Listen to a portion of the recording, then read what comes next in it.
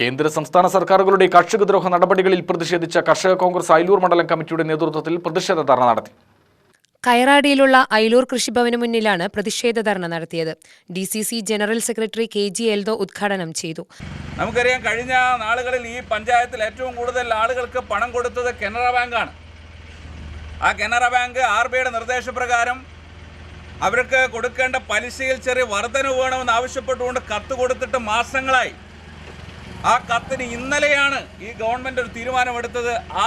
ആ ഇൻട്രസ്റ്റ് ഉയർത്തി കൊടുത്ത് ഇനി അതിൻ്റെ നടപടികൾ ആരംഭിക്കുമ്പോഴേക്കും ഇനിയും ആഴ്ചകൾ വൈകേണ്ട സാഹചര്യം ഈ പഞ്ചായത്തിനകത്ത് മാത്രം നിലനിൽക്കുകയാണ്.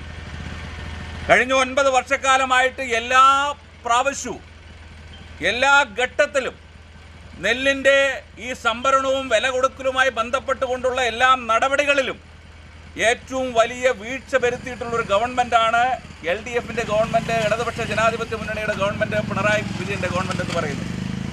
അയിലൂർ പഞ്ചായത്തിനെ സംബന്ധിച്ചിടത്തോളം പൂർണ്ണമായിട്ടും കാർഷിക മേഖലയിലെ കർഷകൻ്റെ പ്രയാസങ്ങൾ ഏറ്റവും കൂടുതൽ അനുഭവിക്കുന്ന ഒരു പ്രദേശമാണ് അയിലൂർ ഗ്രാമപഞ്ചായത്ത് എന്ന് പറയുന്നത്.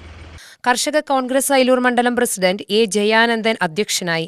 മണ്ഡലം Congress president SM Shajahan, A. Sundaran, MJ Antony, VM Zakariya, മണ്ഡലം Congress president SM Shajahan, A. Sundaran, MJ Antony, VM Zakariya, K. Santhosh Kumar, Syed Muhammad Pazhayapadam, TC Babu, MM Manoj, Anil Babu എന്നിവർ സംസാരിച്ചു.